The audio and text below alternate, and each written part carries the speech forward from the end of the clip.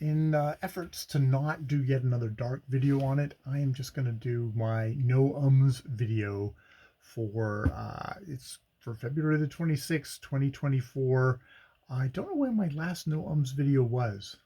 I doubt if it was January. I doubt if it was February the 3rd. Maybe it was February the 3rd. Who knows? Um, my no ums video today is mostly okay. I've definitely I've been doing my vocal exercises and I've been reading out. I actually finished. Hooray, hooray. Actually, there's two things I can talk about finishing. One is I finished Travels in West Africa, reading that out loud. Mary Henrietta Kingsley, a book that had good writing, a lot of racism and sexism and colonialism in it, is which is either a horrible bug and something that's challenging that way. Sometimes it was, but also a feature in that I'm interested in learning about the attitudes and how people thought at that time. And I think this was a really good example of that. And told by somebody who's, I think, demonstratively not a evil person or something like that, just had the thoughts and beliefs, the accepted thoughts and beliefs of the time. Someone who sounds like they actually, through their example, tried to do things to actually make what Western countries were doing in Africa less horrible and terrible, um, which definitely comes under the thing of maybe the lesser of two evils. Or there's super harm and then there's maybe less harm. So I really enjoyed that overall, and reading out um, that book was a challenge vocally for me.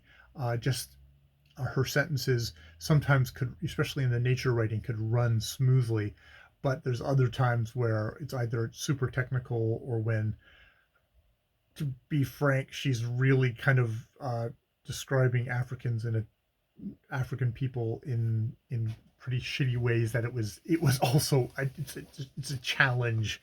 It was a challenge to do at the same time. So yes, I did that this week. I also finally made a video on the Hound of the Baskervilles called The Hound of Bertillon, all about Alphonse Bertillon, a French police officer and biometrics researcher who, in the story, gets posited as even greater than Sherlock Holmes, and it's this real person.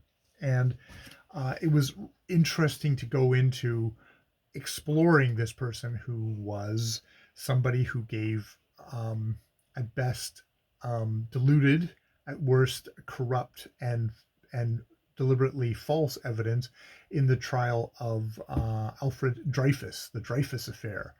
Um, whether whether motivated by anti-Semitism or institutional, uh, basically valuing the institution of the army and France over the life of an individual, and seems to be like a fairly clear case of maybe Dreyfus was not the most likable, was withdrawn person because he was an outsider. He was someone who was made to be an outsider, a Jewish man in the French army, um, and so was selected as, okay. This is literally the scapegoat, and I do mean that with a lot of the kind of religious connotation, Christian religious connotation that goes behind that, of a scapegoat for the army to expunge its sins, and there being a real battle between what was maybe the last vestiges of a kind of an ancient regime of the clerical case, the anti-Semitic ultra right people, against kind of more of a free kind of rational France. I mean, I think it's probably even more complicated than that. I'm going to read more about that. But this took me 4 or 5 takes to get to. Some of it was just simply honing it down into just focusing on this one event, this one part of it, and probably making some swinging some stuff out from this of like looking at a Bertillon versus Sherlock Holmes and like look at these two people. One of them a fictional character, a fantasy character. One of them very much all too seems like all too much flawed of a police detective, police officer, and how one is the lone incorruptible super logic guy versus you have somebody who's very much embedded in a system and is going to support the system over the truth. It was, and I'm still kind of worried that I've completely fucked it up, and I didn't. I'm not reflecting all the facts. I try to make it clear in the video that I don't know what I'm talking about. I'm learning. And I mean, there's a part of me that just goes like, well, then why are you making the video in the first place? But it is sort of a way of making me, it's a way of making me learn to come up with a semi-coherent video on a subject, which I enjoy doing. I enjoy doing, putting myself out there that way, as much as it also gives me great anxiety because to be honest, last night I published it, and there was a good hunk of time in there where it was just like I wasn't even going to publish it. I was just like, oh, it's too bad. It's not good enough. It's not good enough. I'm just going to delete it.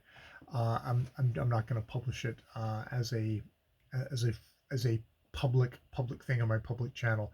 I mean, I put myself through all this, and like four people are going to actually watch the video, if that, all the way through. So I don't know why I put myself through such grief over something. I guess I have to assume that if I make a video, this could be the video where suddenly a whole bunch of people watch it and I get judged for it. And how do I want to be not, I want to put my best foot forward. I don't want to appear an idiot, even though I secretly know that I am a complete idiot. Um, yeah, there's something about self-expression. I can see why I never became a writer, a public writer, because it's just the stress of it all is too much for me.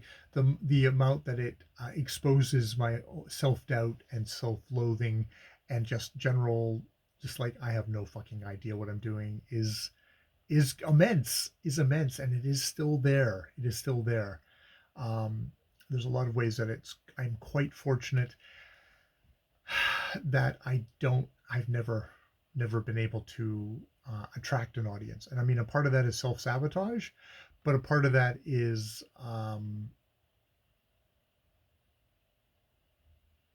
just lack of self-confidence that way. And I can see that's why I don't have, I maybe it's self-protection that I don't have a whole bunch of people watching because that makes me deeply uncomfortable. It's one of these things. I still have a lot of discomfort of being seen.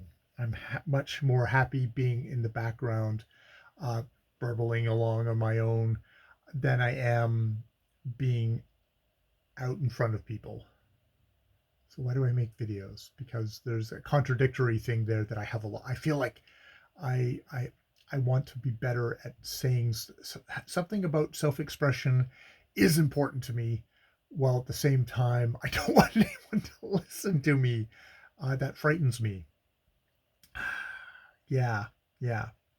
So you know that makes for an interesting no ums week, I suppose. Yeah. All right. I will leave it there. I will leave it there, and maybe hopefully I'll check in next week. What are my thoughts? My one of my things is I think that I mentioned this in my just themes check-in is I'd like to make a video by the end of the week, whether it is just a goals, whether it's just a check-in like, hey, I've read book on Ireland, I've read a romance book, I finished Travels in West Africa, a couple of things like I think like, oh, I'm probably never going to talk about these in individual videos, or maybe I did have the idea of like, well, you know what, I should try and do a check-in video where I just talk generally about my life and not do big summaries on the books. Try and just give like one little sentence kind of things about like the troubles and the say nothing is such a compulsive read, compulsive, almost like thriller like written book on the Troubles that just really grabs you and drags you through this whole thing, kind of alternating back and forth between various different perspectives, really well told. Kind of just say that. Um, while noting like I have no experience with books on the Troubles and stuff like that. So what do I know? But this was really readable. And John Oliver, watching John Oliver on the Hot Ones was a good idea. Something like that. And that's enough. Not get into a full analysis of the book or my wonky attempts. Just try and do a little bit of that. Um, People do kind of Friday reads. I should think about like what day of the week would I do that for consistently and try and make that one of my videos that I just do.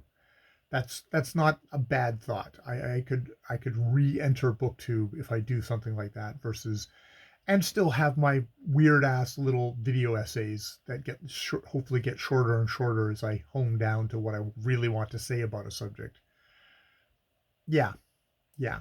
All right. I'm going to leave it there, but that's the thoughts that are bubbling.